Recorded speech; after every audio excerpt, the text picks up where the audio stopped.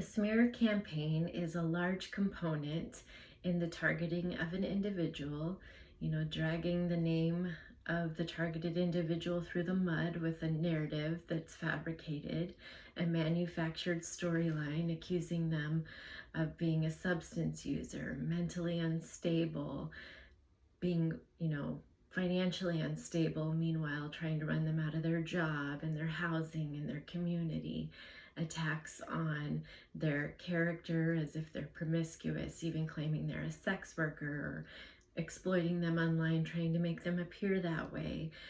Many lengths will be gone to by those targeting an individual for various reasons that they're doing so.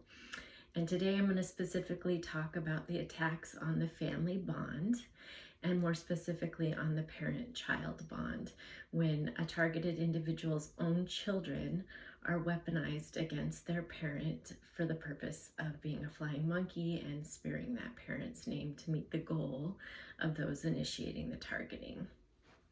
And really, the goal in all targeting situations is to isolate the victim. It's much easier to abuse and commit crimes and violate the rights, the human rights of somebody who's isolated, who has no character witnesses around them or witnesses in general. And ironically, those targeting will often twist the narrative after they've isolated someone and say, look, see, they're antisocial, they're weird, they don't want to be part of the community, they self-isolate, they must be depressed and have mental health issues.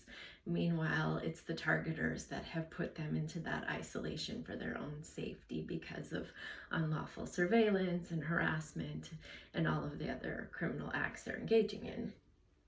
And the goal is to villainize the targeted individual, to paint them as a villain, as a monster to the community, because then it becomes justifiable in a mob mentality mindset that it's okay to commit all these heinous acts and these crimes and violations against this person because they're terrible and we need to drive them out of the community and get them locked up. And if we can't entrap them or find dirt on them, we'll create it because it's for the good of our community.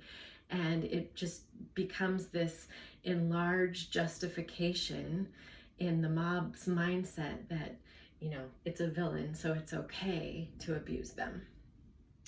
And with children, the cruelest targeters of all will attack not only the extended family relationships and support system and friends and community and church group and everyone in the life of the targeted individual, but the cruelest ones will go after their children, whether minors or adults, to weaponize that bond, parent-child bond, because that's a core identity that's precious to a parent.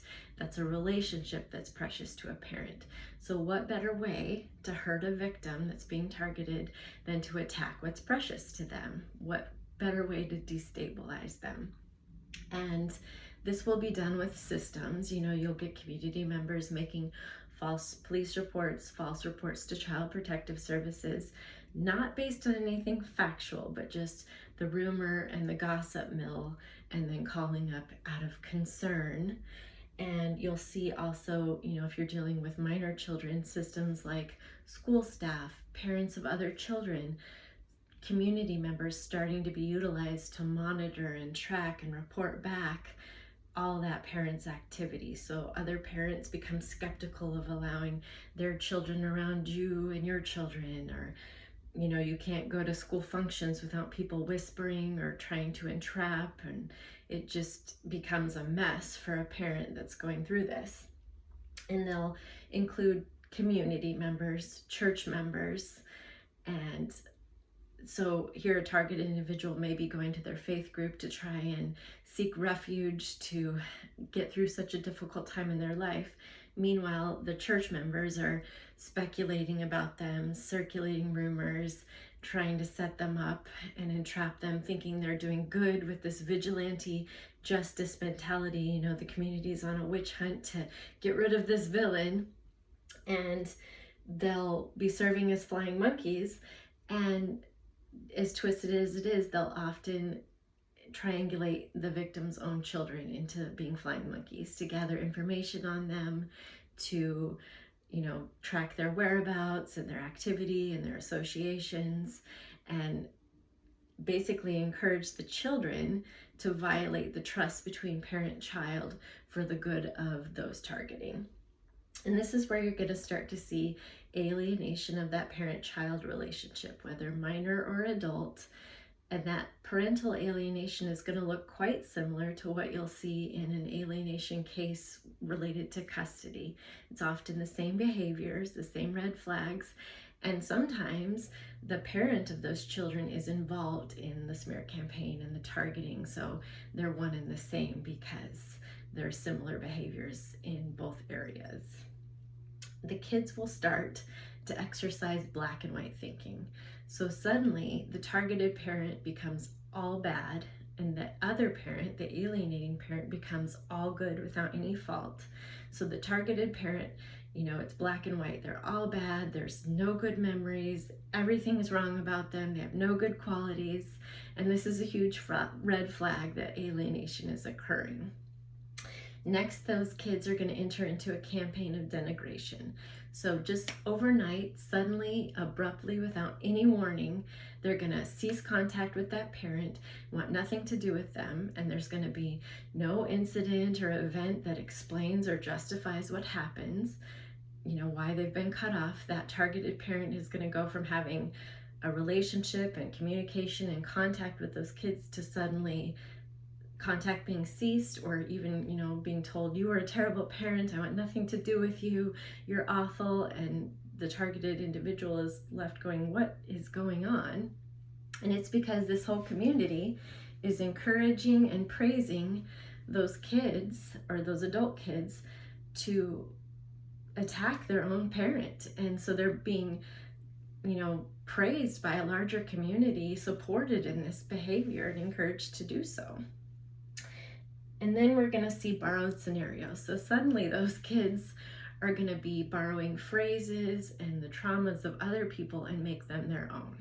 So they're going to be telling stories like, yeah, we lived in our car and my parents starved us and abused us and they were a drunk.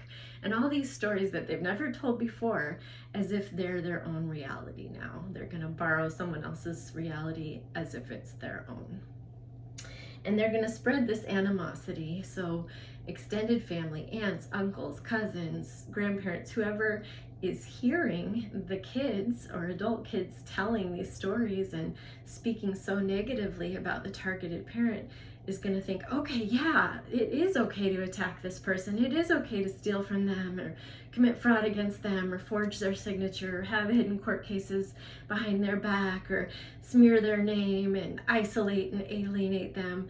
It is okay to violate their privacy and, everything else they're doing along with this greater community. As the kids get on board, even law enforcement is going to go, wow, all the extended family saying they're horrible, even their own kids are saying they're horrible, they must be terrible. We must do something to this person. And there's going to be an absence of guilt. So there's going to be a vile level of cruelty in the way that those kids speak about the targeted parent. There's going to be no concern for their well-being. They're not going to be able to vocalize anything positive about them. They're all bad. It's all black and white, and they're not going to feel bad about it. And that's the difference between an alienated child and an abused child. A truly abused child is going to carry a level of shame about their abuse. They're not going to be broadcasting like, hey, do you want to hear all about my abuse story? They're a lot more discreet about it. And a child that's been abused can still generally identify positive characteristics about that abusive parent. So yeah, that parent was an alcoholic, but they were a hard worker, or they had this talent. Whereas an alienated child is going to be able to identify nothing positive, whereas they did before. They loved and were close to that parent before, and now suddenly everything about them is bad. There were never any good memories. They could do no right. And that's a good indicator that they're being weaponized against their own parent in a targeting campaign. And being able to identify this black and white thinking, the borrowed scenarios, the denigration, these red flags is really important with educators, law enforcement, judicial system, medical providers, that these are red flags and indicators that that child, whether a minor or an adult, is intentionally being alienated from their parent for the purpose of a larger smear campaign, a larger targeting purpose against that person, to further support this narrative that they're a villain, that they're awful, and if they can get the kids on board, they can really cause destruction to that targeted individual.